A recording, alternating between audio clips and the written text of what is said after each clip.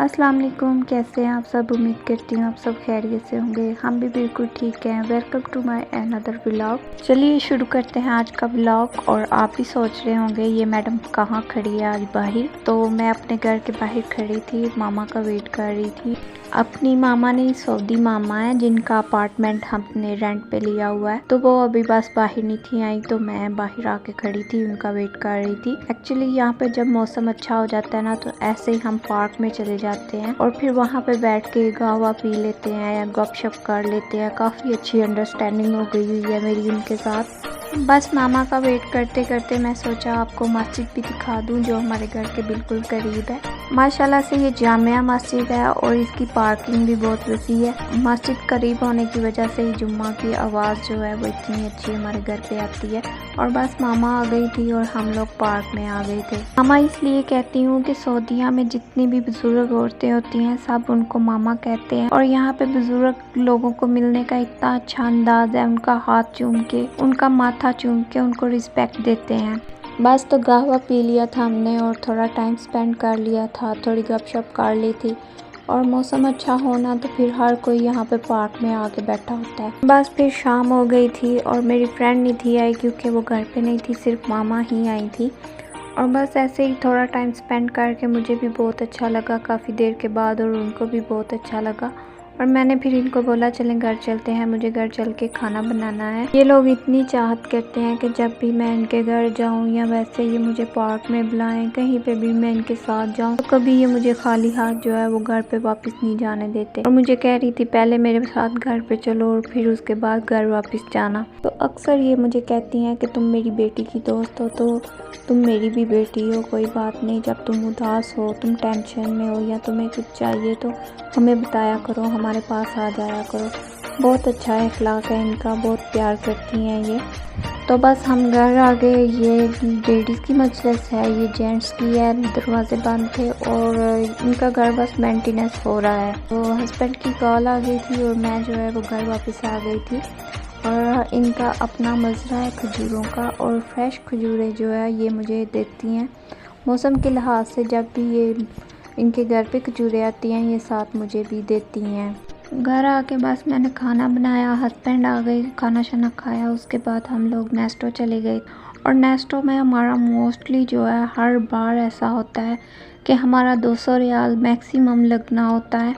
Weekend पे जाएं या 2 वीक के बाद जाएं, हमेशा ऐसे ही होता है। और जितनी मर्ज़ी यहाँ पे ऑफ़र लगी हो, जिन चीज़ों पे ऑफ़र नहीं लगी होती मोस्टली हमें वो ही सारा कुछ लेना होता। तो चलिए साथ ग्रोसरी करते हैं और साथ आपको भी दिखाती हूँ।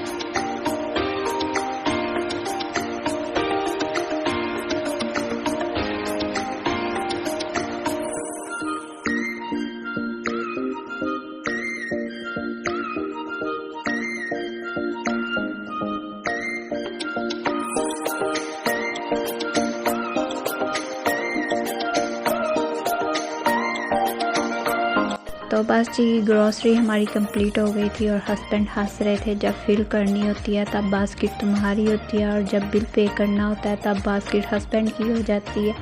तो मैं कहा ज़ाहिर है फिर ये तो बात अब नेचुरल है, कोई ऐसी बात तो नहीं है। तो जब इस मशीन से इतना लंबा बिल निकलता है ना तो हस्बैंड के दिल को होल पड़ रहे होते हैं कि इतना बिल, इतना बिल।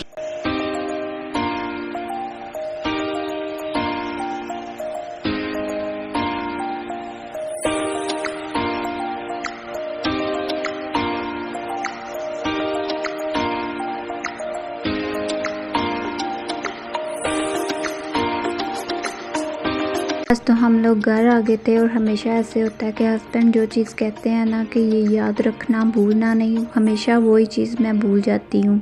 बस फिर उन्होंने सारा सामान जो है वो बाहर छोड़ा और वो दोबारा वापस गए और मैं अपना बैग उल्टा के यहाँ बाहर चेक कर रही थी कि हमेशा की तरह मैं भूल तो नहीं गई। अगर मैं की भूल जाती तो मेरी अच्छी खासी शामत आ जानी थी और शुक्र है अल्लाह का मुझे की मिल गई थी।